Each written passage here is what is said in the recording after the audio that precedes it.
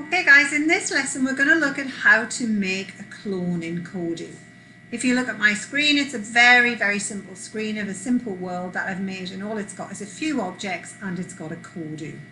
Okay, if I press play, okay, I programmed my Kodu to move around with the arrow keys, and if he bumps into a castle he should glow yellow, and yes, he's doing that. Okay, so I'm going to stop the program. Okay, if we just have a quick look at Kodu's code.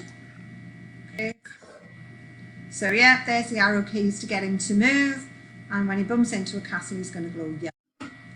So what I'm going to do is I am going to make a copy of that Kodu and paste it over there. I'll just put him over there.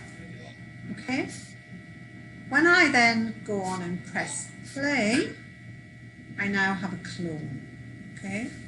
And he's doing exactly the same things as my other Kodu, okay?